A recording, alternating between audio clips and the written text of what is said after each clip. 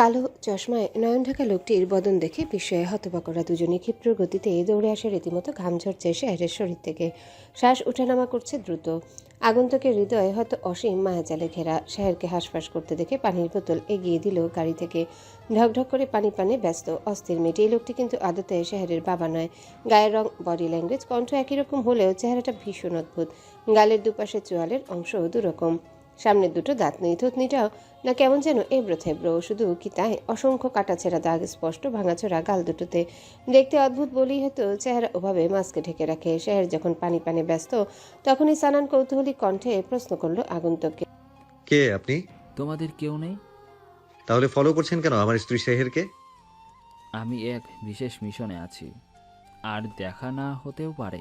তোমার স্ত্রী শেহেরকে দেখে রেখো, মনে রাখবে রূপক কিন্তু ওর বাবার মতোই লম্পট। আগন্তুকের কথা শুনে সানান শেহর ভ্রুকুচকে দৃষ্টি বিনিময় করে পরস্পরের সাথে।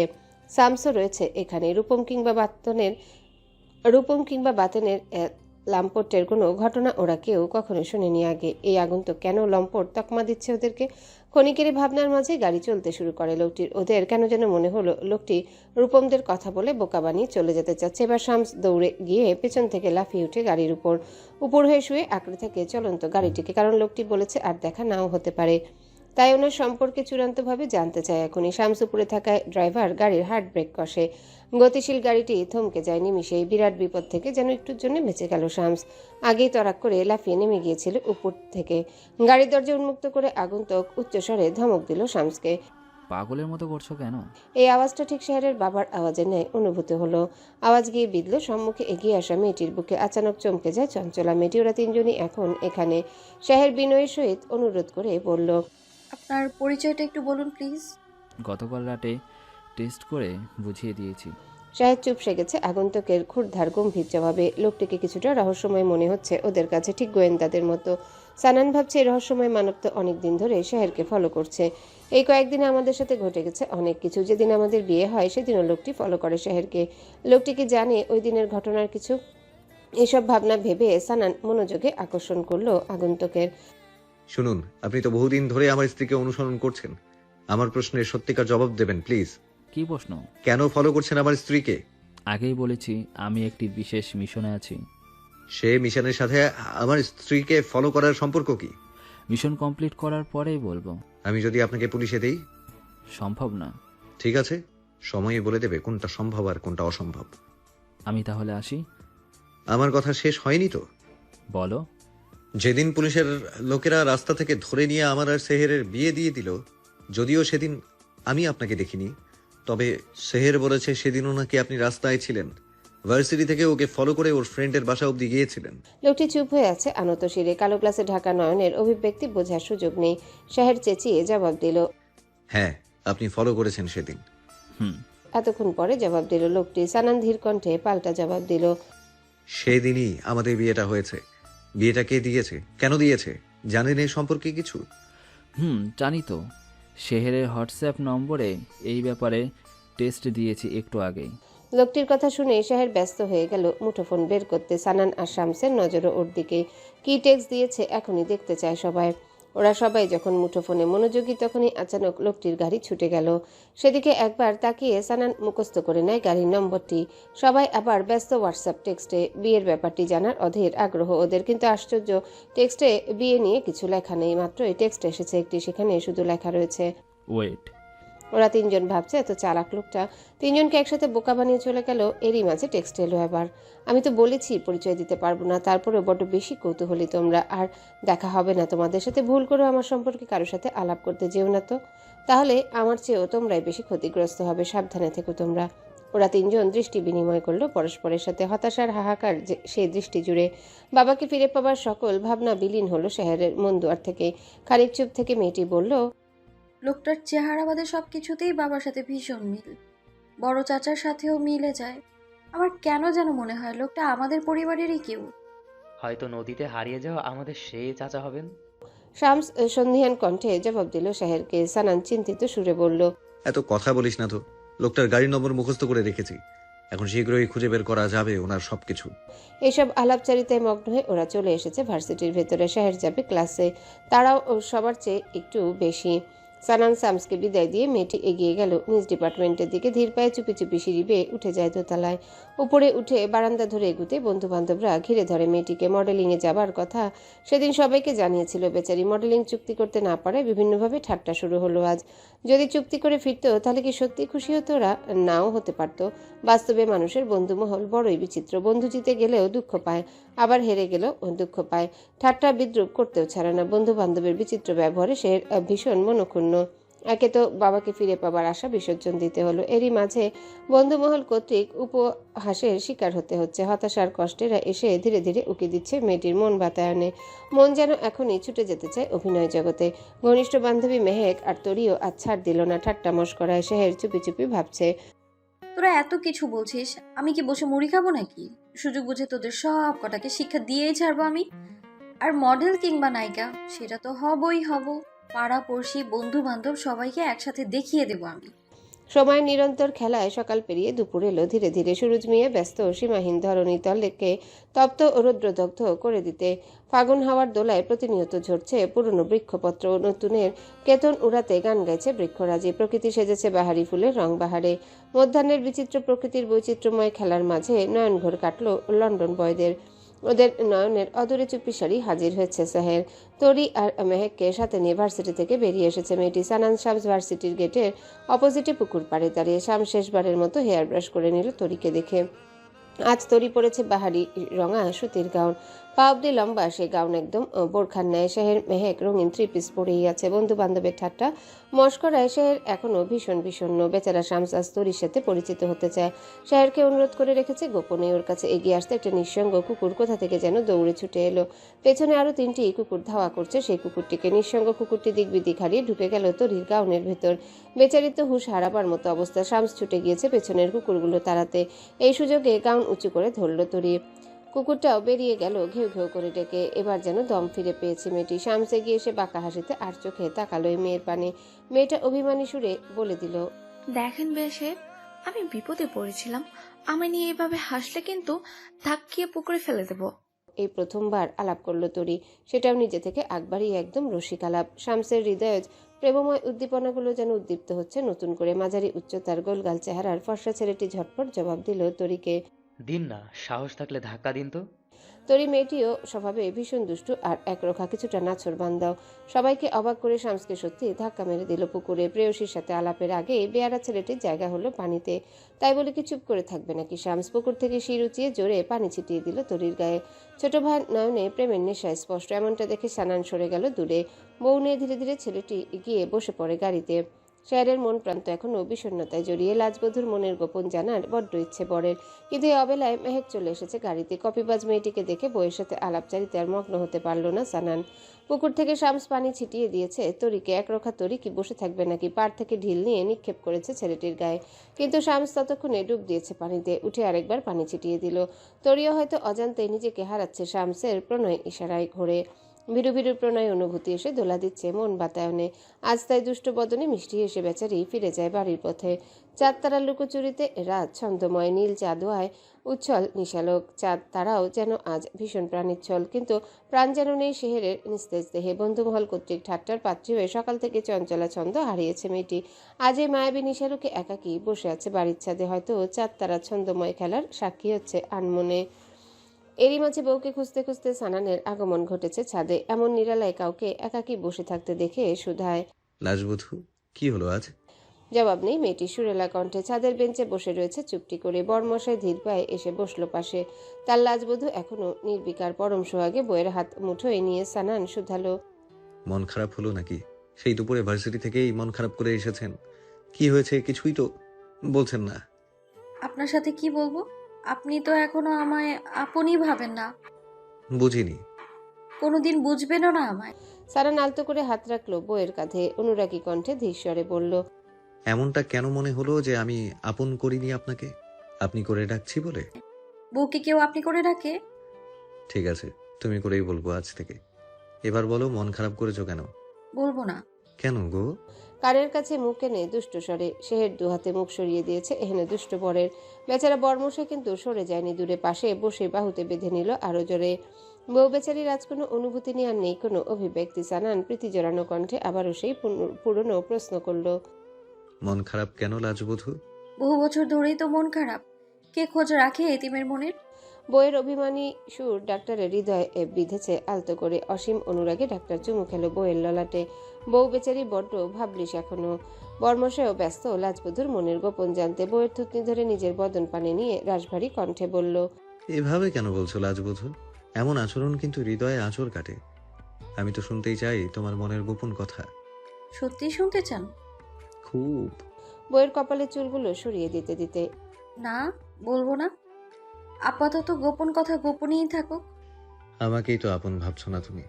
যদি আমি তোমার হৃদয়ে থাকতাম তবে হৃদয়ের কথাগুলো আজ শুনতে পারতাম। বউকে টেনে কোলে বসে। হ্যাঁ, ছাড়ুন না।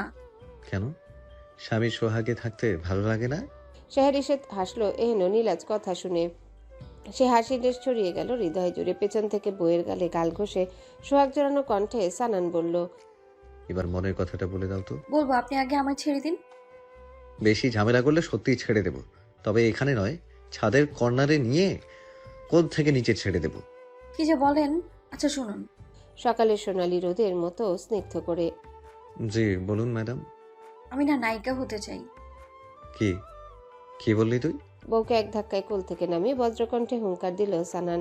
শাহেরিসও চুপ সে গেল ভয়ে। এমন ধমক বিয়ের আগে বহুবার দিতে দেখেছে সানানকে। বেশিরভাগ সময় সামসকে বকে দিত এভাবে। শাহেরও বেলা অবেলায় 2-4 বার বকা খেয়েছে এমনি করে। আজ যেন বেচারা স্বরূপে ফিরে এসেছে জোরে সোরে। আচানক অনল ঝরা চাহনি নিয়ে শাহেরের থুতনি চেপে ধরে বলল, আর যদি একবার নায়িকা হবার কথা মুখে আনিস না, তাহলে তোকে 3-এ 9 তালাক দিয়ে চলে যাব। কথা শেষে সানান হনহনিয়ে চলে গেছে নিচে। আপনি সম্বোধন থেকে তুমিতে এসে সেখান থেকে মিনিট 2-এর মাঝে পুরনো তুই সম্বোধনে ফিরে এলো। বেচারা বরের এহেন ব্যবহারে শেহের ব্যথিত ভীষণভাবে। কিছুক্ষণ আনমনে বসেছিল চুপটি করে। এমন বৈরী লগ্নের আনমনা ভাবনায় বিষণ্ণতারাও আসে বাঁধনহারা হয়ে। ক্ষণিকেই দুঃখ ভরে দেয় জীবন। এইসব দুঃখ আর বিষণ্ণতায় নিজেকে জড়িয়ে রাখতে চায় না শেহের। মলিন বদনে ছাদ থেকে মেয়েটিও ফিরে এসেছে ঘরে। দাদির কক্ষে এসে বসতে সানান এলো এই ঘরে। স্ট্যাথোস্কোপ হাতে মেহেরুন্নেসাকে পর্যবেক্ষণ করছেন ডাক্তার সাহেব। ফিরেও তাকাচ্ছেন না লাজবধূর পানে। শাহেরের মনও স্বামীকে পাশ কাটিয়ে যাচ্ছে কিছুক্ষণ ধরে। সেথায় ঘুরপাক খাচ্ছে আগন্তুকের অদ্ভুত চেহারাটি। মেয়েটি কৌতূহলী কণ্ঠে দাদিকে শুধায়, আচ্ছা দাদি, আমার যে চাচা নদীতে ভেসে গেছে, উনি কি লম্বা ফর্সা একদম আবুর মতো ছিলেন? কিন্তু ওনার চেহারাটা কি খুব অদ্ভুত ছিল? সানানও জিজ্ঞাসু নয়নে তাকায় দাদির মুখ পানে। মেহেরুন্নেসা পাল্টা প্রশ্ন করলো ধীর কণ্ঠে। আইজকা হঠাৎ এই প্রশ্ন কেন? শাহের ইতস্তত করতে করতে জবাব দিল, না, মানে আমি স্বপ্নে দেখেছিলাম সেই চাচাকে, তবে চেহারাটা দেখিনি, তাই চেহারার কথা জানতে চাইলাম আর কি। মেহেরুন্নেসা মলিন বদনে দীর্ঘশ্বাস ছেড়ে জানায়, না রে, আমার কোনো ছেলে মেয়েই দেখতে অদ্ভুত চেহারার হয় নাই। ও আচ্ছা দাদি, সেই চাচার কণ্ঠ আর আব্বুর কণ্ঠ কি একই রকম ছিল? না, কণ্ঠ তো একরকম ছিল না। ঠিক আছে। আগন্তুকের পরিচয়ের হিসেবে এখনো ব্যাপক গরমিল। হিসেব মেলাতে ব্যর্থ শাহের চুপটি করে বেরিয়ে যায় দাদির কক্ষ থেকে। আজ সন্ধ্যায় রাহেলা যায় মোকাম্মেলের বাড়িতে। বিয়ের পরে সামিরাকে দেখতে গিয়েছিল প্রথমবারের মতো। কয়েক মাসের মধ্যে ডিভোর্স করাতে চায় পালক মেয়েটির। অন্যকে বিপদে ফেলতে গিয়ে মা মেয়ে পড়ে গেছে এখন মহাবিপদে। মেয়ের বাড়ি থেকে রাহেলা ফিরে আসে বিষণ্ণ বদনে। সামিরার নাকি শরীরটা একদমই ভালো যাচ্ছে না। স্বামী মোকাম্মেলের আগের পক্ষের স্ত্রী ইহলোক ত্যাগ করেছেন বছর খানেক আগে। ফুটফুটে 2টো সন্তান আছে সেই স্ত্রীর ঘরের।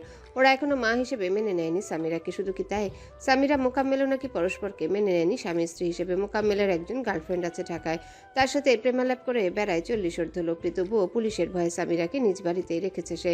বাড়ির অন্যান্য লোকজন একদমই ভালো ব্যবহার করছে না মেয়েটার সাথে। ভীষণ মন খারাপ থাকে কুটিল মেয়েটির। ষড়যন্ত্রকারী রাহেলার মেয়ে বলেই কেউ পছন্দ করছে না ওকে। গতকাল নাকি বিভাগীয় শহরের হসপিটালে নিয়ে ডাক্তার দেখিয়েছে, টেস্টও করিয়েছে বেশ কিছু। আচানক কি অসুখ হলো সামিরার কে জানে। রূপালী জ্যোৎস্নার মায়াবী আলোয় আলোকিত নিশি আধারো ক্ষীণ এই মায়াবী নিশালোকে আজও ডিনার শেষে মুঠোফোন হাতে শাহান এলো ছাদে। মেহেকও ছুটে এসেছে প্রিয় পুরুষের পিছু পিছু। এসেই ঝটপট বেঞ্চে বসে বলল, এই আসো না, বসি এখানে। সায়ন ইশারায় চুপ থাকার নির্দেশ দিল। মুঠোফোনে আলাপ শেষে ছেলেটি দাঁড়িয়ে রয় দূরে। মেয়েটি অনুরোধের সুরে বলে, এই পাশে এসে বসো না আমার। সায়ন ধীর কদমে বসে পড়ে মেহেকের পাশে। এদিক সেদিক তাকায় লাজুক ছেলেটি। কপিবাজ মেয়েটি তো মহাখুশি। আহ্লাদি কণ্ঠে অভিমানী সুরে বলল, তুমি কিন্তু আমায় এখনো আই লাভ ইউ বলনি। ধুর, মেহেকের পাশ থেকে উঠে যাবার বাহানা করে ভদ্র ছেলেটি। বেশ তুই থাক এখানে। সরম ভঙ্গিতে হাত টেনে ধরেছে সায়নের। বাধ্য হয়ে ছেলেটি পুনরায় এসে বসলো বেঞ্চে। মেহেক আবারও নির্লজ্জের মতো করেই বলল, আমায় কিন্তু আজকে আই লাভ ইউ বলতেই হবে। মামা বাড়ির আবদার। না বললে আমি তোমাকে বিয়ে করব না। যা গিয়ে পটল তোল। কি? তুমি আমাকে পটল তুলতে বলছো? এই ছাড়া আর কি বলা আছে তোকে? একবার আই লাভ ইউ বলেই দেখো না। সায়ন তড়াক করে লাফিয়ে উঠে যায় পাশ থেকে। বেচারি মেহেক দৌড়ে এসে আহ্লাদি ভঙ্গিতে বাহু আটকে ধরলো। এক ধাক্কায় ওকে সরিয়ে দিল সায়ন। কিন্তু তাতে কি হবে, মন হারিয়েছে তার, প্রেম প্রেম হাওয়ার তালে। সে তালে হারিয়ে আরো এক কাঠি উপরে গিয়ে মেহেক বলল, একটা চুমু দিয়ে যাও না। এমন অদ্ভুত নীলাজ আবদারের কথা শুনে লাজুক সায়নের শ্বাস আটকে গেল চুপিসারে। বেচারা তো জ্ঞান হারিয়ে পড়ে গেছে ফ্লোরে। এই কি হয়েছে তোমার? কি হলো? মেহেকের চিৎকারে কোনো সারা শব্দ পাওয়া গেল না সায়নের। এখন যে বুক ধরফর করছে স্বল্প বুদ্ধির মেয়েটির। মরে গেল নাকি ডাক্তার সাহেব? দুশ্চিন্তার ভারে ঘাম ঝরছে মেয়েটির পোড়া কপাল বেয়ে। দিক বিদিক হারিয়ে সিঁড়ি বেয়ে বেচারি চলে এলো ঘরে। চুপি চুপি ভাবছে, কারো কাছে তো বলাও যাবে না যে আমার কারণে ডাক্তার জ্ঞান হারিয়েছে। আমি বরং গোপনে পানি নিয়ে যাই ছাদে। কিন্তু পানি নিয়ে যাবার সময় যদি কেউ দেখে ফেলে, না, কিছুতেই বুঝতে দেওয়া যাবে না কাউকে। এমনটা ভেবে কিচেনে ঢুকে নয়ন বাড়িয়ে একটা ছোট বোতল খুঁজতে থাকে। মেহেক ওনার আড়ালে বোতলে করে পানি নিয়ে চুপি চুপি ছিটিয়ে দিবে চোখে মুখে। অথচ মেয়েটির প্রস্থানে সায়ন উঠে তড়িঘড়ি করে চলে এসেছে কক্ষে। অচেতনের ভান ধরে মেহেককে বোকা বানিয়েছে। মূলত ওর এত সব প্রেম প্রেম আবদার থেকে সাময়িকভাবে নিজেকে দূরে সরিয়ে নিল। লাজুক শয়ন কক্ষে এসেই দুঃখ মিশ্রিত কণ্ঠে সানানকে বলল, কি একটা হাফ টিকিট বুক করে দিলি আমায়। সেদিন আন্ডা বাচ্চা পোলাপান বিয়ের আগে এসে চুমু খেতে। তুই নিজেও তো আন্ডা বাচ্চা, তোদের পার্সোনাল ব্যাপার শেয়ার করে যাচ্ছিস এভাবে। মুখ টিপে হেসে ভাইকে জবাব দিল সানান। হাসিস না তো সানান, আমার কিন্তু ভীষণ লজ্জা লাগে ব্যাককল মেয়েটাকে নিয়ে। এরই মাঝে শামস নক করে কক্ষদ্বারে। সায়ন উঠে গিয়ে দরজা খুলে দেয়। ছেলেটা ভেতরে এলেই ঝপ করে আবার দরজা লক করে দিল। শামস কৌতূহলী কণ্ঠে শুধায়, কি হয়েছে সায়ন ভাইয়া? এভাবে দরজা লক করে রেখেছো কেন? ঠোঁটে তর্জনী চেপে ভাইকে থামার ইশারা দেয় সায়ন। শামস আন্দাজ করে নিশ্চয়ই কিছু একটা হয়েছে। সাবধানী ছেলেটি চুপ হয়ে যায় ক্ষণিকেই। এদিকে বেচারি মেহেক ছাদে গিয়ে তো ভীষণ বিস্মিত। ছাদের কোথাও নেই সায়ন। সহজেই ভয় আর দুশ্চিন্তা ঘিরে ধরে আনমনা মেয়েটিকে। হিম হয়ে যেতে শুরু করে শরীর নিজেরই অজান্তে। ছাদের থেকে কোথায় গেল সায়ন? ঘরেও তো যেতে দেখেনি সে। নিশ্চয়ই সুদর্শন পুরুষ দেখে জিনে ভূতে নিয়েছে। বেচারি দিকবিদিক হারিয়ে দৌড়ে চলে আসে লন্ডন বয়দের কক্ষধারে। নক করতেই শামস লক খুলে বাইরে বেরিয়ে আসে। কক্ষদ্বার সামান্য ভিড়িয়ে মেহেকের সামনে দাঁড়ায় ছেলেটি। মেয়েটি বুকে হাত দিয়ে হাঁসফাঁস করতে করতে বলে, সায়ন ভাইয়া, সায়ন ভাইয়া। কি হয়েছে সায়ন ভাইয়া? ছাদেই ছিল আমার সাথে, এখন কোথায় গেছে জানি না। তুই আমার ভাইয়াকে গুম করেছিস? বিশেষ করো শামস ভাইয়া, আমি কিছু করিনি। বললেই হলো, তোর নামে গুমের মামলা দেব। আমি কাল সকালেই বাড়ি চলে যাব। তার আগে আমার ভাইয়াকে বের করে দিয়ে যাবে। মাথা চুলকাতে চুলকাতে মলিন বদনে কাতর কণ্ঠে মেয়েটি জবাব দেয়, ছাদ থেকে যে কোথায় গেল, তোমার ভাইকে মনে হয় জিন পরিতে নিয়ে গেছে। তুই কেমন বউ হবি রে? আমার ভাইয়াকে ধরে রাখতে পারলি না, জিন পরীক্ষা দিয়ে দিলি। বলেছি তো আমি কিছু করি নাই, তারপরেও এত কথা। থাকবো না আমি আর এখানে। না, তুই কোথাও যেতে পারবি না। তোকে জিন পরীর কাছে দিয়ে আমার ভাইয়াকে ফিরিয়ে আনবো। উপস্থিত বুদ্ধিহীন মেহেকের সাথে বেয়ারা শামসের আলাপ চলছে পুরোদমে। ওদের আলাপচারিতা শুনে সানান মুখ চেপে হাসছে কক্ষের ভেতরে শুয়ে। রৌদ্রতপ্ত দ্বীপ্রহর গিয়ে মায়াবী বিকেল এলো ধরণীতলে। মাতাল ফাগুন হাওয়ার মায়া মায়া আবহ চারিদিকে। মায়াবী বিকেলে নতুন মায়ায় জড়াতে তরি এলো শেহেরদের বাড়িতে। বেয়ারা শামস ছিল খেলার মাঠে। শেহের আড়ালে গিয়ে ফোনে স্মরণ করে দুষ্টু ভাইটিকে। তরির আগমনী সংবাদে খেলার মাঠ ছেড়ে বাড়ি ফিরে আসে শামস। আগেই তো পরিচিত হয়ে গিয়েছিল ওরা। বোনাস হিসেবে আজ আবার শেহের পরিচয় করিয়ে দিয়েছে দুজনকে। পরিচয় করিয়ে মেয়েটি ব্যস্ত হলো বান্ধবীকে জলখাবার পরিবেশনের তাগিদে। এই সুযোগে শামস মুঠোফোন নাম্বার বিনিময় করছে মেয়েটির সাথে। এরপরই আবার ফিরে যায় খেলার মাঠে। সাজে বাড়ি এসে দেখলো তরি ফিরে গেছে নিজ বাড়িতে। পুকুর পাড়ে গিয়ে শামস চুপি চুপি কল দেয় মেয়েটিকে। দুবার রিং হতে ফোন রিসিভ করে মেয়েটি। হ্যালো, আমি শামস আন্দোলেব। আমি তরি, কিছু বলবেন? ফ্রি আছেন? জি, ফ্রি আছি, বলুন। কিভাবে যে বলি। কি বলবেন বলে ফেলুন না। আচ্ছা, এই তরিটার কোনো মাঝি আছে নাকি? বুঝিনি, কি ধরনের মাঝি? এই ধরুন মন মাঝি। না, মন মাঝির দরকার হয় না। এই তরি একাই চলতে জানে। একা তো বহুদিন চললেন, এবার কিন্তু একজন মাঝি দরকার তরিকে চালাবার জন্য। মাঝি যদি মাঝ নদীতে তরিকে ডুবিয়ে দেয়? না, তোরই ডুবিয়ে দেবে না। তোরই একা একা হেলে দুলে জীবন নদ পাড়ি দিচ্ছে। স্রোতের দোলায় যে কোনো সময়ই দিক হারিয়ে ফেলতে পারে। তাই তো মাঝির দরকার এখন জীবন নদে। কোনো দুষ্টু মাঝিকে বিশ্বাস নেই, ইচ্ছে করে ডুবিয়ে দিতে পারে আমায়। হতে পারে মাঝি দুষ্ট, কিন্তু তোরই হারিয়ে ফেললে মাঝি তো নিজেই মরবে জীবন নদে ডুবে। আসলে মনের মতো কোনো মাঝি পাচ্ছি না তো। মনকে প্রশ্ন করুন, কোনো মাঝি এসেছে কিনা মন দুয়ারে? প্রশ্ন করেছি, কি জবাব পেলেন?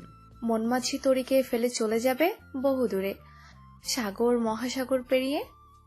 আপনার মন মাঝি ক্ষণিকের জন্য দূরে যেতে পারে, কিন্তু চিরতরে আসবে আপনার কাছে। দেখা যাক মাঝিকে। হ্যাঁ দেখুন, দেখতে দেখতে আবার নদীতে পড়ে যেন না যেন। কি এমন মাঝি যে দেখতে দেখতে আমি নদীতে পড়ে যাব? আমার সুন্দর চেহারা দেখতে দেখতেই পড়ে যেতে পারেন। ইস, নিজের ঢোল নিজে পেটায়। নিজের ঢোল নিজেরই পেটাতে হয়, অন্যকে পেটাতে দিলে ঢোল ফাটিয়ে ফেলতে পারে। বাহ, কথাবার্তায় তো বেশ পটু। আপনার মতোই। তরি খিলখিল করে হাসে, মুঠোফোন কানে চেপে সে হাসি থেমে গেল। শামস অনুরোধ সুরে বলে, আচ্ছা, আমরা একদিন মুখোমুখি কথা বলতে পারি না? পারি তো। কবে দেখা করবেন আমার সাথে? আপনি যেদিন দেখা করতে চান। পরশু বিকেলে?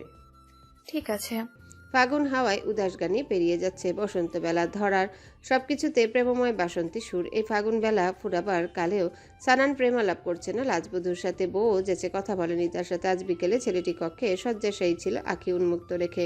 শাহের এসে আচানক পা পিছলে পড়ে গেছে সানানের কক্ষে। হঠাৎ কারো আছড়ে পড়ার শব্দে শামস উদ্ভ্রান্তের মতো দৌড়ে এলো বারান্দা থেকে। এসে এই চিৎকার শুরু করেছে, সানান ভাইয়া, সানান ভাইয়া, শেহের তো পড়ে গেছে। সানানের বিন্দুমাত্র ভ্রুক্ষেপ নেই সেদিকে। উল্টো পাশ ফিরে শুয়েছে দায়সারা ভঙ্গিতে। শামস সাহায্যের হাত বাড়িয়ে দিল শাহেরের সামনে। এই ওঠ ওঠ। শামসের হাত না ধরে শাহের লাফিয়ে উঠে গেছে দরাক করে। অভিমানী বদন নিয়ে মেয়েটি বেরিয়ে যায় স্বামীর কক্ষ থেকে। শামস কিছুটা রাগান্বিত স্বরে সানানকে বলল, সানান ভাইয়া, শেহের পড়ে গেল, তুমি ওকে ইগনোর করলে কেন? সানান জবাব দেয় ঈষৎ হেসে, নাটক করছে সেহের। নাটক মানে? অভিনয় করছে, অভিনয়। কি বলছো তুমি এসব? গিয়ে দেখো দিব্যি ঠিক আছে। হায় হায়, কি বলো? এদিকে প্রাণপ্রিয় পতিকে আনমনে গালি দিতে দিতে শাহের ফিরে আসে নিজ কক্ষে। দুদিন ধরে আলাপ হচ্ছে না প্রিয় পুরুষটির সাথে। সরাসরি নিজে থেকে কথা বলার ইচ্ছে নেই বেচারির। শত হলেও প্রেস্টিজ বলতে একটা কথা আছে না। ইচ্ছে ছিল বর্মশাই যেন নিজে যেচে কথা বলে তার সাথে। তাই তো ওভাবে গিয়ে স্লিপ কেটে পড়ে গেল স্বামীর কক্ষে। ভেবেছিল প্রেমময় প্রতি হাত বাড়াবে উৎকণ্ঠিত ভঙ্গিতে, কিন্তু সব বাহানা প্রতিমশাই যেন বুঝে নিয়েছে নিমিষেই। একটু পাত্তাও দিল না তাকে, তাকালেও না একবার প্রেম প্রেম দৃষ্টিতে। আর বেয়ারা শামস যে বারান্দায় আছে সেটাও বুঝতে পারেনি মেয়েটি। ওর সব প্ল্যানই যেন বরবাদ হয়ে গেল বানের জলে। শুকনো ফ্লোরে আছাড় খেয়ে ডাক্তারকে বোকা বানানো কি এতই সহজ? সে যাই হোক, সুযোগ পেলে মনের মতো করে শিক্ষা দিয়ে দিবে বেটাকে। মেয়েটি যখন চুপি চুপি বসে স্বামীকে শিক্ষা দেওয়ার ভাবনায় মগ্ন, তখনই টুং করে টেক্সট এলো মুঠোফোনে। টেক্সট পাঠিয়েছে স্বয়ং ডাক্তার সানান। কোনো ছলনায় ভোলানো যাবে না আমায়। কি করলে ভুলবেন আপনি? শাহের রিপ্লাই দিয়েছে ভীষণ কৌতূহলে, উষা হয়ে এসেছো আমার জীবনে। কোনো আধার নিশায় হারাতে চাই না তোমায়। আধার লগ্নেও লাজরাঙা চাঁদের মতো লাজবধূ হয়ে থেকো। বুঝিনি, বুঝিয়ে বলুন। নায়িকা হবার সব বাহানা, সকল বাসনা দূর করতে হবে মন থেকে।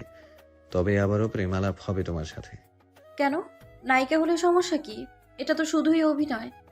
হোক অভিনয়, তবুও নিজের স্ত্রীকে অন্য কারো পাশে আমি মেনে নিতে পারবো না। আপনি আসলে স্যাক্রিফাইসিং মাইন্ডেড না। সেসব বিষয় একান্তই আমার, সেসবে স্যাক্রিফাইস করতে চাই না। জানেন, নায়িকা হতে পারিনি দেখে সবাই কত কথা বলে আমায়। যারা এসব বলে তারা তোমার আপন নয়। কি জানি। মনটাকে স্থির করো, স্বামী সোহাগকে বরণ করার প্রস্তুতি নাও। পৃথিবীর সব অধরা সুখ এনে দেবো তোমায়। সত্যি বলছেন তো? সুখ কি পাবো আমি জীবনে? সুখের নীড়েই তো আছো তুমি। কেন নীড় ভেঙে ছুটে যেতে চাইছো ভাঙনের সুরে? জানি না। আমি শেষবারের মতো অনুরোধ করছি, মনটাকে বোঝাও। নায়িকা হবার কোনো বাহানা আমি আর দেখতে চাই না। এরপরেও যদি অবাধ্য হও তবে আমিও কঠোর হব, লৌহ কঠিন হব। শাহের আর টেক্সটের জবাব দেয় না। মুঠোফোনে রেখে ব্যস্ত হাতে কক্ষদ্বার লক করে নেয়। কক্ষের কোনায় গিয়ে মেয়েটি মগ্ন হয় পোশাক পরিবর্তনে। ফাগুন হওয়ার মাতাল দাপটে আচানক বারান্দার দরজা এসে সজোরে ধাক্কা দিল চৌখাটে। দরজার সে বিকট শব্দ পৌঁছে যায় সানানের কক্ষেও। ছেলেটা দিক বিদিক ভুলে দৌড়ে আসে লাজবধূর কক্ষদ্বারে। না জানি কোন অঘটন ঘটে গেছে তার লাজবধূর, এমনটা ভেবে লাজবধূ রেখে সজোরে ধাক্কা দেয় দরজায়। অর্ধেক পোশাকে স্বল্প বসনা তার লাজবধূ। বরের উৎকণ্ঠিত কণ্ঠ শুনে দরজা খুলে আড়ালে লুকিয়ে বেরিয়ে যায়। বউকে কোথাও না দেখে ছেলেটি দরজা টান দেয়। ক্ষণিক দৃষ্টি বিনিময় হয় স্বল্প বসনা লাজরঙা বউয়ের সাথে। দুষ্টু হেসে তৎক্ষণাৎ দরজা লক করে দেয় সানান। বউ বেচারিত লাজুক বদনে লুকিয়ে পড়ে জানালার পর্দার আড়ালে। এহেন লাজরঙা লুকোচুরি দেখে সানান দুষ্টু স্বরে বলল, আমি কিন্তু এখনো কিছুই দেখিনি।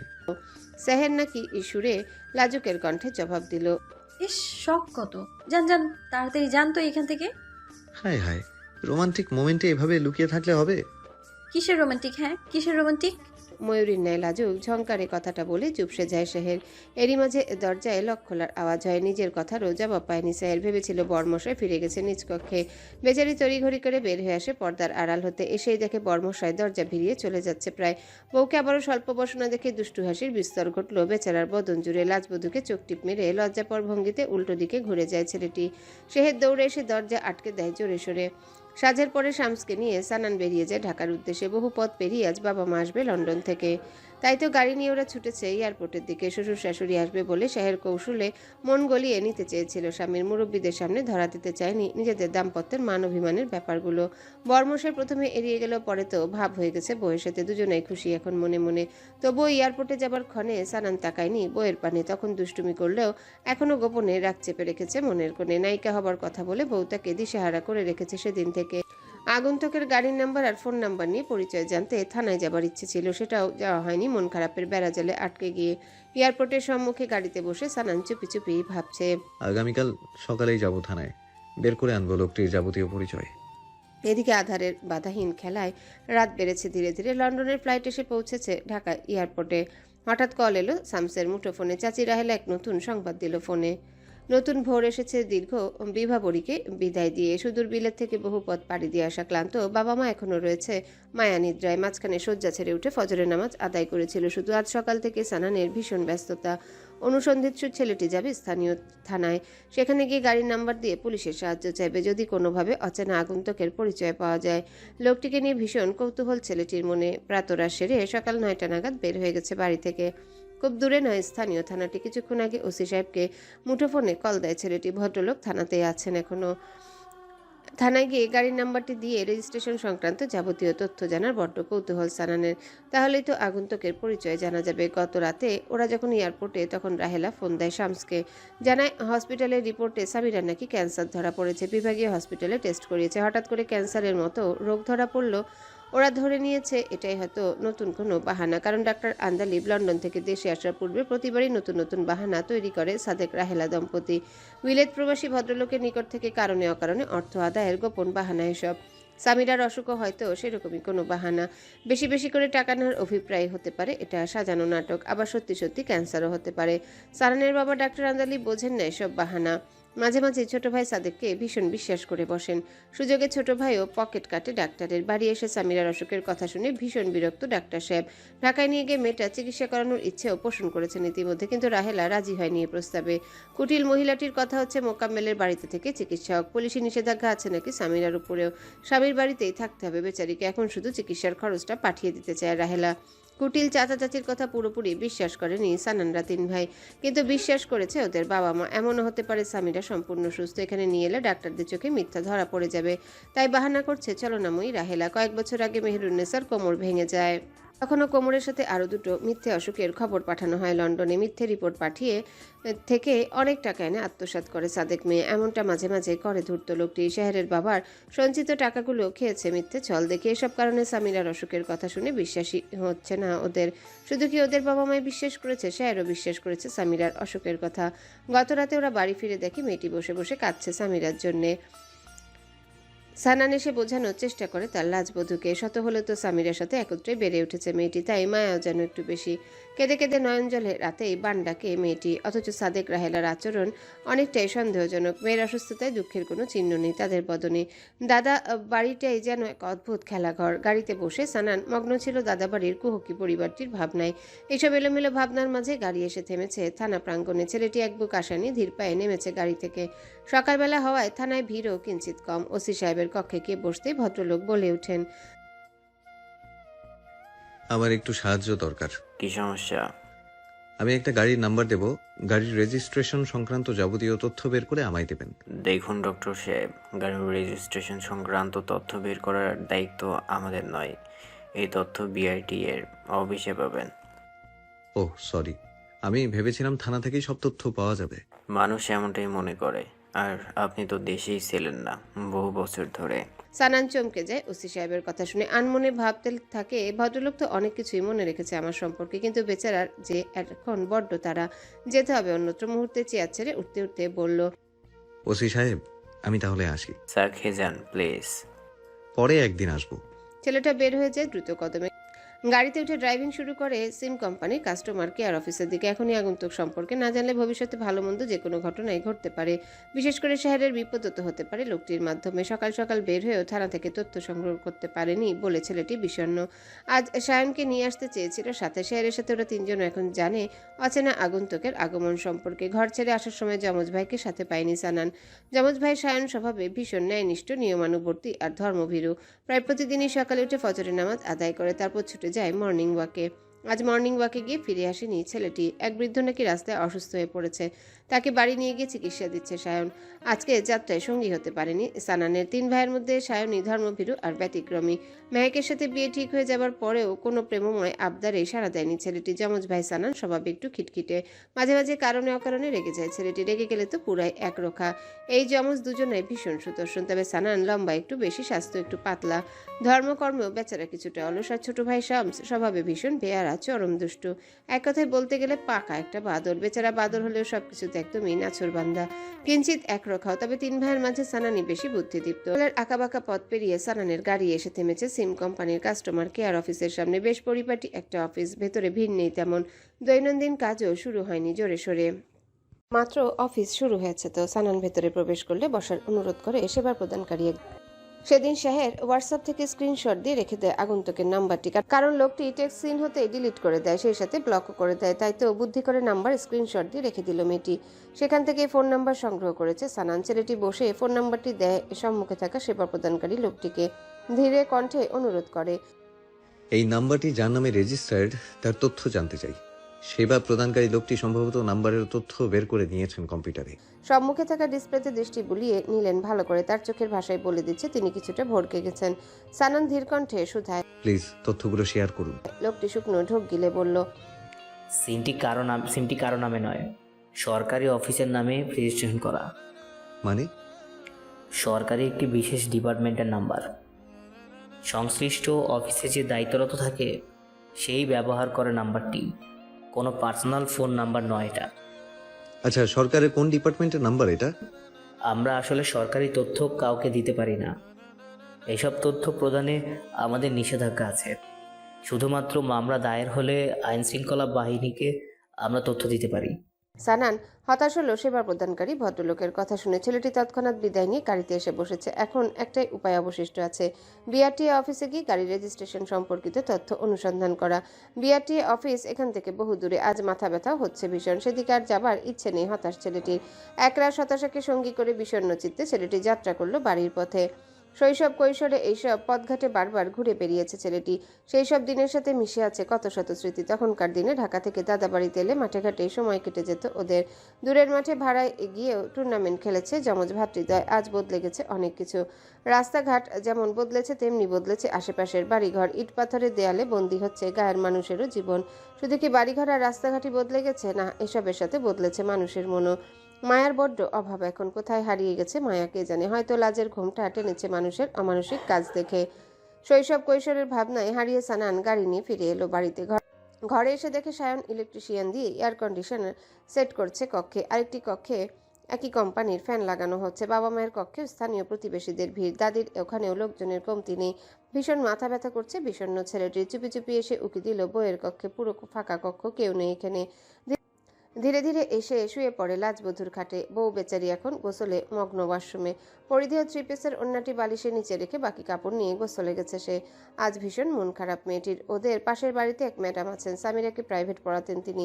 গতরাতে ধর্ষণের শিকার হয়েছেন ভদ্রমহিলা। কয়েক বছর ধরে মাঝে মাঝে ওদের এলাকায় ঘটছে এসব ঘটনা। এই ধরুন বিজলিবিহীন নির্জন অন্ধকার রাতে যদি কোনো নারী একাকী বাড়ি ফিরে, তাহলে রাস্তা থেকে তাকে ধরে নিয়ে যায় কয়েকজন। পরদিন আসে ধর্ষণের খবর। ধর্ষকদের গ্রুপটাকে এখনো চিহ্নিত করা যায়নি। আগে গরিব দুঃখী মেয়েদেরকে তুলে নিয়ে সম্মানহানি করেছে, মামলা করেও গরিব দুঃখী দুস্থ নারীরা বেশি দূর আগাতে পারেনি, এই সমাজও তাদের সাহায্যের হাত বাড়ায়নি। সাহায্যের বদলে ধর্ষিতা বলে ধিক্কার দিয়েছে, কিন্তু এবার তো এক ম্যাডামের সম্মানহানি হলো।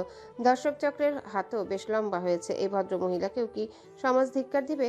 হয়তো দেবে, কিন্তু ম্যাডাম কি ছেড়ে দেবে পাপিষ্ঠদেরকে? কি জানি। পরিচয় খুঁজে বের করে সমাজের চোখে ধরিয়ে দেওয়া উচিত, প্রকাশ্যে বিচার করা উচিত ধর্ষকদের।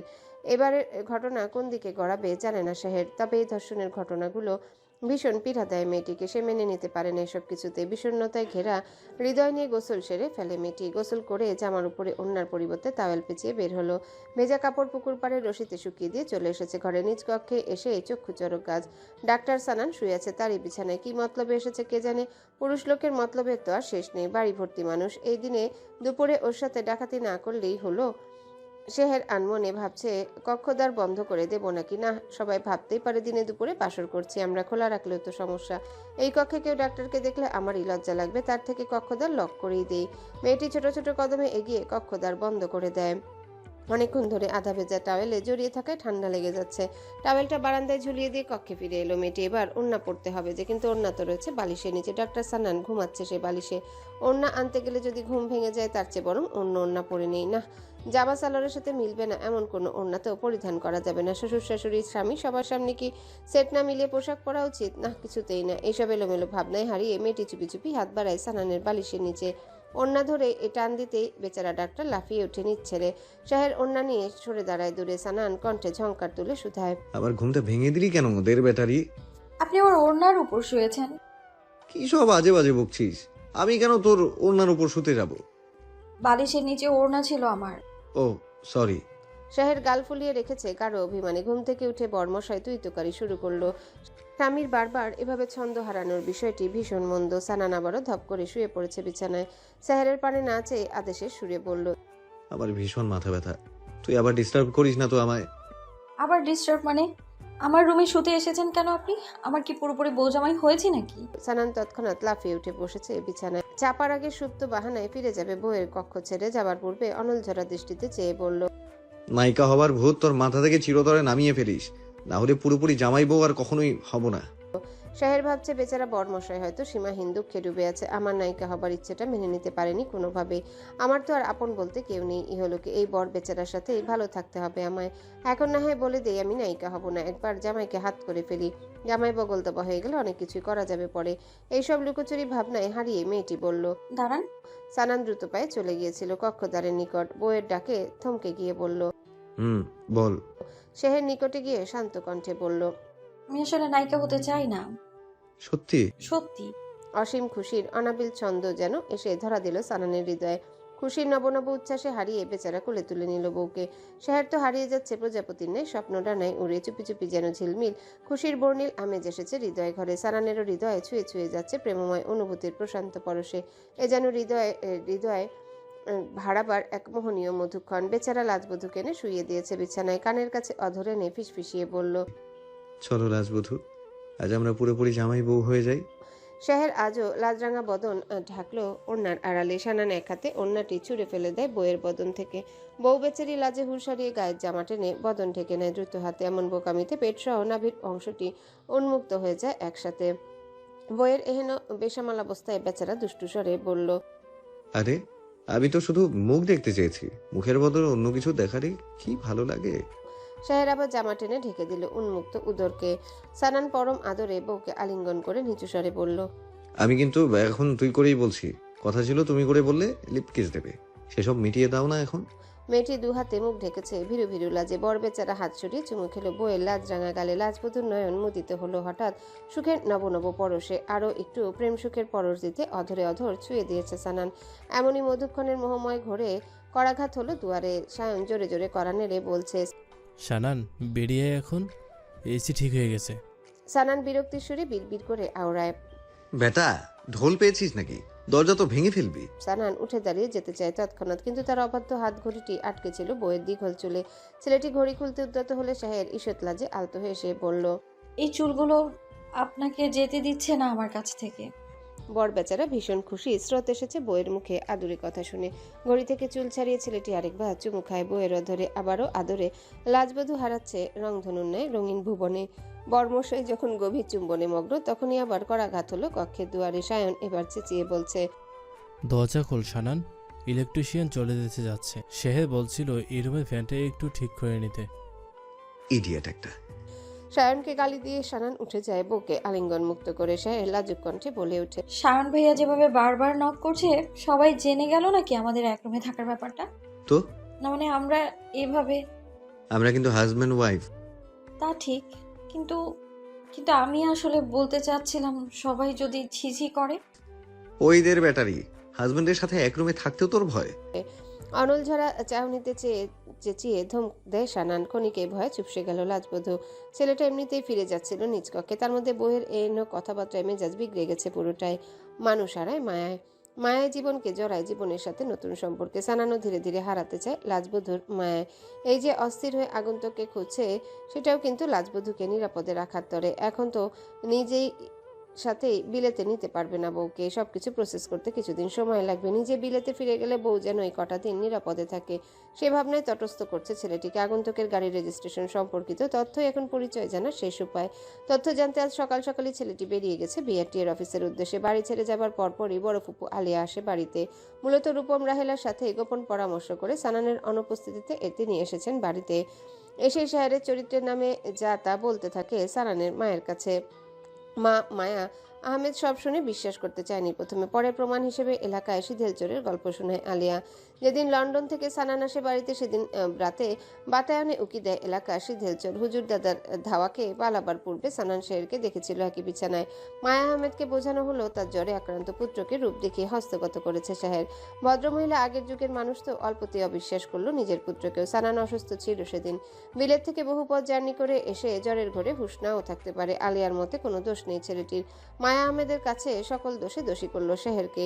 এতিম মেয়েটি কৌশলে তার পুত্রের বিছানায় গিয়েছেন শুনে ভীষণ ক্ষিপ্ত তিনি। আজ সকাল থেকেই ডাক্তার আন্দালি পুত্র সায়নকে নিয়ে ভীষণ ব্যস্ত। বাড়ির উঠোনে স্থানীয় গরিব দুঃখী মানুষের চিকিৎসা সেবা দিচ্ছেন। প্রতিবার বাড়ি এলে দুস্থ লোকদের চিকিৎসা দিয়ে থাকেন ভদ্রলোক। যমজ পুত্রদ্বয় গত টার্ম থেকে সাহায্য করছেন তাকে, কিন্তু সানান তো আজ ব্যস্ত আগন্তুকের পরিচয় অনুসন্ধানে। আর বেয়ারা শামস ঘুম থেকে উঠে কোথায় চলে গেছে কে জানে। শাহের পাঠ্য বই পড়তে পড়তে ঘুমিয়ে পড়েছিল পড়ার টেবিলে। আলিয়াকে সাথে মায়া আহমেদ এসে প্রবেশ করলেন শাহের কক্ষে। চুলের মুঠি ধরে উঠায় ঘুমন্ত মেয়েটিকে। মায়া আহমেদ চুলের মুঠি ধরে উঠায় ঘুমন্ত শেহেরকে, উঠিয়ে দুগালে কষিয়ে দুটো চড় দিয়ে বলে, ফকিন্নির ঝি, তোর এত সাহস কেমনে হইল রে? তুই আমার ছেলের বিয়ের প্যাচে ফেললি কোন সাহসে? ঘটনার আকস্মিকতায় পুরোপুরি হতবাক শেহের। মেয়েটি তো নিদ ঘরে ছিল পড়ার টেবিলে। নিদ কেটে গেল, তন্দ্রা রয়েছে নয়ন মনে। তন্দ্রা ঘুম নিয়ে কাপা কাপা কণ্ঠে শুধায়, কি হয়েছে বড় চাচি? কি হয়েছে মানে? তুই বিয়ের আগে বিছানায় গেছিলি কেন আমার ছেলের? আপনি এইভাবে কেন বলছেন চাচি? তাহলে কিভাবে বলবো? তুই আর তোর দাদি কি করছস আমার ছেলেটারে? ওই দিন নাটক সাজায়া তুই বান্ধবীর বাসায় গিয়ে উঠছস, এদিক থেকে বুড়ি সানানরে পাঠাইছে তোরে আনতে, আর তুই সুযোগ মতো রাস্তায় ফষ্টি নষ্টি করে একদম গলায় ঝুলে পড়ছস। দেখেন চাচি, দাদি অসুস্থ মানুষ, দাদি কিসের নাটক করবে? আর আমি বা কেমন ফষ্টি নষ্টি? বড় ফুপু আলিয়া এসে আরো দুটো চড় দেয় শেহেরের গালে। বরফ শুভ্র গাল ঈষৎ লাল হলো তীব্র আঘাতের জোরে। ব্যথায় হাত দিয়ে গাল চেপে ধরে মেয়েটি। এসব অগ্রাহ্য করে ফুপু ডাইনির মতো কর্কশ কণ্ঠে বলল, সব দোষ আমার মার। আগ থেকেই বিলাতি নাতির সাথে তোরে বিয়া দেওয়ানোর শখ করছিল বুড়িটায়, আর আমার রূপমরে চোখেই লাগে নাই তার। রাহেলা দূরে দাঁড়িয়ে চুপচাপ দেখছে সব, আজ যেন কিছুই জানেন না তিনি। আর আলিয়া তো ভীষণভাবে উস্কে দিচ্ছেন মায়া আহমেদকে। আরে বড় ভাবি, এই ফকিন্নির জিয়ে তো আপনার ভিক্ষা খায়া বাইচা আছে, এখন হয়তো আপনার সবটা খাইতে চায়। আলিয়ার কথায় মায়া আহমেদ যেন বেলুনের মতো ফুলে উঠলেন। বিস্ফোরিত নয়নে চেয়ে তর্জনী উঁচিয়ে তিরস্কার করে বললেন, আসলেই তো বাপ মা খেয়ে এখন আমাদের খাওয়ার ধান্দায় আছে। শোন মেয়ে, তোর বাপের গোলা ফুরবার পর থেকে আমার স্বামীর ভিক্ষা দেয়া টাকার রক্ত মাংস করছস, এখন আবার আমার ছেলের বউ হয়ে বসছিস। তোর মতো রক্তচোষা কোনো ফকিন্নিকে আমি ঘরের বউ হিসেবে তুলে নেব না। শেহের কান্না দমিয়ে মুখের উপর জবাব দিল, আমি তো নিজে থেকে কোনোদিনও টাকা পয়সা চাইনি আপনাদের কাছে ছোট চাচা। এই চুপ, একদম চুপ। আলিয়া চোখ রাঙিয়ে বাজখায় কণ্ঠে ধমক দিল। মেয়েটা চুপসে যেতেই মায়া আহমেদের মনোযোগ আকর্ষণ করে বলল, এই বিয়ার কি করবেন বড় ভাবি? এই বিয়ে গোল্লায় যাবে। বিয়ের আগে যে মেয়ে বিছানায় গিয়ে পুরুষাত করে ওই রকম নষ্টাকে আমি ঘরে তুলবো না। আমার ছেলের বিয়ে ঠিক হয়েছিল যার সাথে, তাকেই আমি বউ করে নিয়ে যাব। ভাবি, আপনি খালি একবার পারমিশন দেন আমারে, আমি আজকাই পুরা এলাকায় ছড়াইয়া দিমো এই কাল নাগিনী বিয়ার আগে বিছানায় যায়া সানানরে ফাঁদে ফেলাইছে। সাক্ষী হিসাবে ওই চুর তো আছেই, দেখবেন মাইনসেই ওর মুখে চুনকালি দিব, দিব থু। আলিয়ার প্রশ্নের জবাব দিতে পারেননি মায়া আহমেদ। তার আগেই পার্শ্ববর্তী কক্ষ থেকে মেহরুন্নেসার চিৎকার শুরু হয়েছে। চিৎকার শুনে চুপ হয়ে গেছে সবাই। তা না হলে তিনজন মিলে হয়তো আরো অপদস্থ করত এতিম মেয়েটিকে। জীবন বড্ড বিচিত্র, মাঝে মাঝে রহস্যের দুর্ভেদ্য প্রাচীর আটকে যায়। অচেনা আগন্তুক এমনই এক রহস্যের মতো ওদের কাছে। সে আগন্তুকের রহস্য উদ্ঘাটনের গাড়ি নিয়ে সানান হাজির বিআরটি অফিসের সামনে। গাড়ি পার্ক করে দ্রুত পায়ে এসে ছেলেটি কথা বলল অফিসের নিচের স্টাফদের সাথে। অতঃপর তথ্য প্রদানকারী কর্মকর্তার অবস্থান জেনে উপরে উঠে যায় জোর কদমে। ছোট একটা কক্ষের ডেস্কের সামনে বসে আছেন সে কর্মকর্তা। সানান অনুমতি নিয়ে ভেতর প্রবেশ করে শিরুচিয়ে নিজের পরিচয় দিতে ভদ্রলোক মিষ্টি হেসে বসার অনুরোধ করে। ছেলেটি আসন গ্রহণ করলে কৌতূহলী কণ্ঠে শুধায়, আমি কি উপকার করতে পারি ডাক্তার সাহেব? একটা গাড়ির রেজিস্ট্রেশন সম্পর্কিত তথ্য বের করে দেবেন আমায়। জি, গাড়ির নম্বর বলুন। দেরি না করে গাড়ির রেজিস্ট্রেশন নাম্বারটি মুখস্থই বলে দিল সানান। নম্বর শুনে অফিসার মুচকি হেসে বললেন, এটা তো ঘ সিরিজের গাড়ি ডাক্তার সাহেব, সরকারি গাড়ি হওয়ার সম্ভাবনাই বেশি। জি, আমি গতকালই জেনেছি এটা সরকারি গাড়ি। আপনি আমায় জানাবেন কোন ডিপার্টমেন্টের গাড়ি এটা? সেবা প্রদানকারী কর্মকর্তা আবারও রেজিস্ট্রেশন নাম্বার শুনে টাইপ শুরু করেন কম্পিউটারে। ভীষণ আন্তরিক এই ভদ্রলোক, কথায় কথায় গল্প করে যাচ্ছেন একটু একটু করে। তার বড় বোন নাকি বহুদিন ধরে লন্ডন প্রবাসী। বোনের আদরে ছেলে মেয়েদের কথাও বলছেন কাজের ফাঁকে। সানানের খুব বেশি মনোযোগ নেই এহেন অনর্থক আলাপে। বিশাল দুশ্চিন্তা ছেলেটার ভেতরে বাহিরে। কাজ উদ্ধারে এসব গল্পে সায় দিয়ে যাচ্ছে শুধু। মিনিট দুয়েকের মাঝে ভদ্রলোকের হাত থেমে গেল। স্বস্তির নিঃশ্বাস ছেড়ে সানানের পানে চেয়ে বললেন, যা বলছিলাম, এটা কোনো ব্যক্তিগত গাড়ি নয়, সরকারি গাড়ি, যার ডিপার্টমেন্টের। যখন যে অফিসের দায়িত্ব পালন করেন তখন সে গাড়িটি ব্যবহার করেন। লোকটার কথা শুনে সানার নিমিষে চমকে যায় চরমভাবে। তার মানে আগন্তুক র্যাব ডিপার্টমেন্টে চাকরি করেন। ছেলেটা আগ্রহে সুরে শোধায়, কোথাকার র্যাব অফিসারের নামে এই গাড়ির রেজিস্ট্রেশন? দেখুন ডাক্তার সাহেব, সরকারি তথ্য ঢালাওভাবে প্রচার করা অনুচিত। আপনি দয়া করে সংশ্লিষ্ট ডিপার্টমেন্ট থেকে জেনে নেবেন বাকিটা। ভদ্রলোক একটু হলেও তো তথ্য দিয়েছেন, ওনার সাথে বাড়াবাড়ি করে কি লাভ? তাকে ধন্যবাদ দিয়ে হ্যান্ডশেক করে বেরিয়ে যায় সানান। গাড়ি নিয়ে শাসা করে এবার ফিরতে হবে বাড়ির পথে। গাড়ির স্টিয়ারিং ধরে ছেলেটি ভাবছে, র্যাপিড অ্যাকশন ব্যাটালিয়ন তো অনেক সংস্থার লোক নিয়ে গঠিত একটি ডিপার্টমেন্ট, তবে পুলিশের লোকই ওখানে বেশি। শৈশবে আমার যে চাচা জোয়ারে ভেসে গিয়েছেন তার বেঁচে থাকার তেমন কোনো সম্ভাবনাই নেই। অতটুকু ছোট বয়সে ভেসে গিয়েছেন। দাদা নাকি রাত দিন এক করে কত শত উপায়ে খোঁজ করেছে। বেঁচে থাকলে তো সশরীরেই ফিরে আসতেন। যদি বিধির ইশারায় বেঁচেও থাকেন তবে এখন র্যাব ডিপার্টমেন্টে অন্তর্ভুক্ত হয়েছেন কিনা কে জানে। কিন্তু সেহেরের বাবা তো পুলিশেই চাকরি করতেন, সেখান থেকে র্যাবে অন্তর্ভুক্ত বেশ সহজ। এ অচেনা আগন্তুক কি তাহলে আমার মেঝো চাচা নিজেই? কিন্তু ওনার চেহারা এমনভাবে বদলে গেল কেন? পরিচয়টাই বা লুকিয়ে রেখেছেন কেন? এত বছর কোথায় ছিলেন? সরকারি চাকরিতেই বা ফিরে এলেন কিভাবে? সানানরা যৌবনে পদার্পণের আগে পাড়ি জমায় সুদূর বিলেতে। বাংলাদেশের সরকারি চাকরি সংক্রান্ত আইন কানুন সম্পর্কে তেমন কোনো ধারণাই নেই। বাবা ডাক্তার আন্দালিব এদেশের বিসিএস অফিসার ছিলেন। সরকারি চাকরি থেকে তো লন্ডনে পাড়ি জমিয়েছেন। এদেশীয় চাকরির নিয়ম কানুন নিশ্চয়ই কিছু জানেন। এমন দোদুল্যমান ভাবনায় দুলে ছেলেটি ঝটপট ফোন দেয় বাবাকে। বাবা তো ব্যস্ত স্থানীয়দেরকে সযত্নে চিকিৎসা সেবা প্রদানে। তবুও পুত্রের পরপর দুবার ফোন পেয়ে রিসিভ করলেন ডাক্তার আন্দালিব। হ্যালো শব্দটি কর্ণে প্রবেশ করতে ছেলেটি বাবাকে জিজ্ঞাসা করলো, আচ্ছা আব্বু, অনাকাঙ্ক্ষিতভাবে সরকারি চাকরি চলে গেলে কি আবার ফিরে পাওয়া যায়? হ্যাঁ, যৌক্তিক কারণ থাকলে অবশ্যই চাকরি ফিরে পাওয়া যায়। দেখছিস না কত বিচিত্র কারণে কত অফিসারের চাকরি চলে যায়। তদন্ত রিপোর্ট পজিটিভ হলে ঠিকই চাকরি ফেরত পায়। সত্যি? এমনও তো ঘটেছে যে বিসিএস বাতিল হয়েছে, কয়েক বছর পরে আবার সে বিসিএস পরীক্ষাকে যথার্থ ঘোষণা করা হয়েছে। আবার কেউ কেউ নিয়োগ পরীক্ষার রেজাল্ট থেকেও বাদ পড়েছে। কয়েক বছর পর জানা যায় সে ব্যক্তি মেরিট লিস্টের টপ লেভেলে ছিলেন, তাকে আবার সসম্মানে চাকরিতে নিয়োগ দেওয়া হয়। চাকরি থেকে বরখাস্ত হলেও পরবর্তীতে চাকরি ফিরে পাওয়ার ঘটনা অহরহ ঘটছে। হ্যাঁ, নিউজে তো এমনটা কয়েকবারই দেখেছি। আচ্ছা, এই অবেলায় এমন প্রশ্ন কেন করছিস? না মানে এদেশের সরকারি চাকরি সম্পর্কে তেমন কোনো আইডিয়া নেই তো, তাই জানতে চাইলাম আর কি। ও আচ্ছা। সানান আনমনে ভাবছে, 5 বছর আগেই মেজো চাচা মারা গিয়েছেন। এখন সব হিসেব মিলিয়ে ওই অদ্ভুত চেহারা আগন্তুককেই মেজো চাচার মতো মনে হচ্ছে। কিন্তু তার চেহারা ভিন্ন, অনেকটাই আলাদা। মৃত মানুষ অন্য চেহারায় জীবিত ফিরে এসেছে, এমনটা কি সরকার বিশ্বাস করবে? চাকরিও ফেরত দেবে?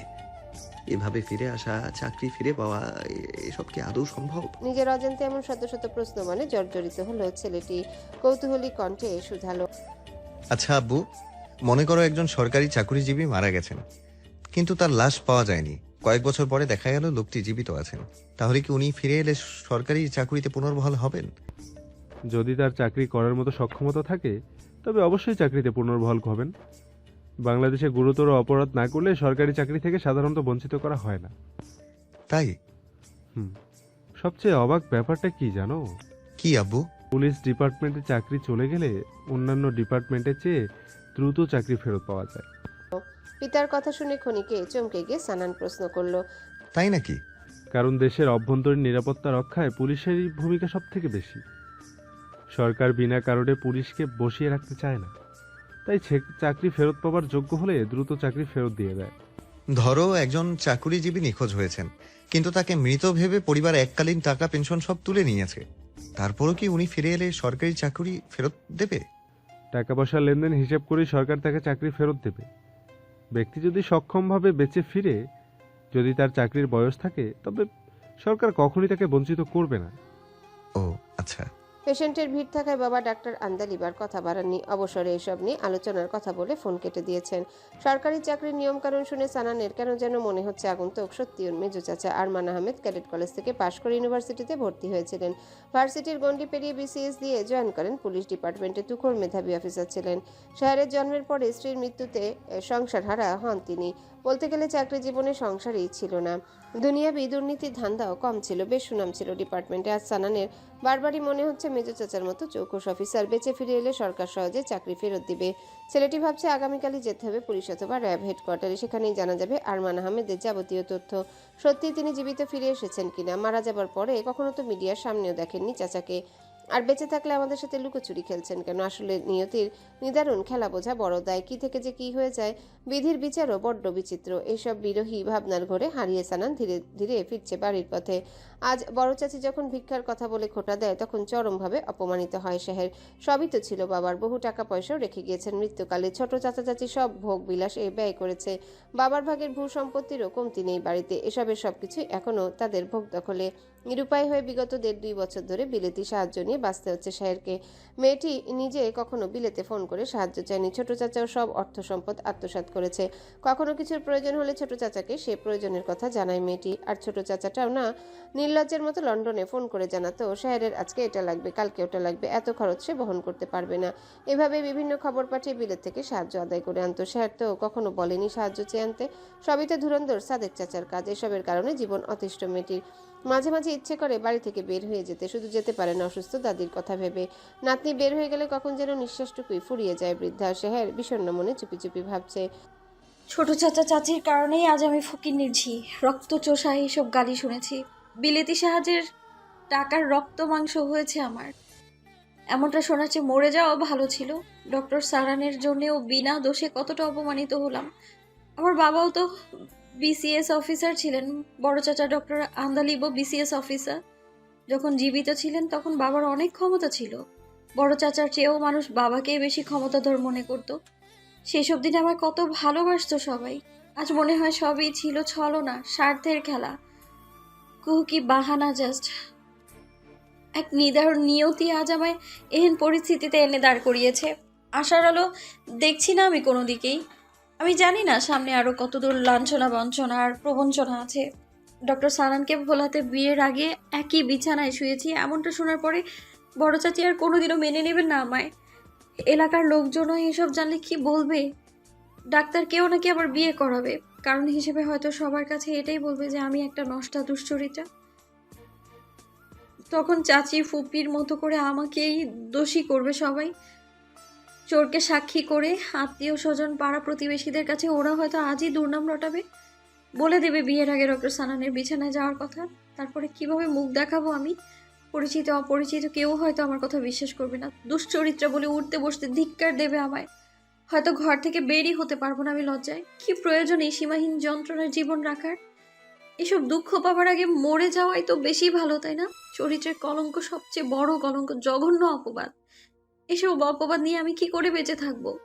ইট পাথরের পথ ধরে বাড়ি ফেরার প্রহর গুনছে সানান। এখনো কাউকে জানায়নি সেই আগন্তুকের চাকরির বিষয়টি। আগন্তুকের পরিচয় খুঁজতেই যে শহরে এসেছে সেটাও বলেনি শাহেরকে। এখন সবকিছু একটু গোপনে রাখতে চায় ছেলেটি। আগন্তুক যদি সত্যি সত্যি মেজো চাচা হন তাহলে সবাই একসাথে বিশাল সারপ্রাইজ দিয়ে দেবে।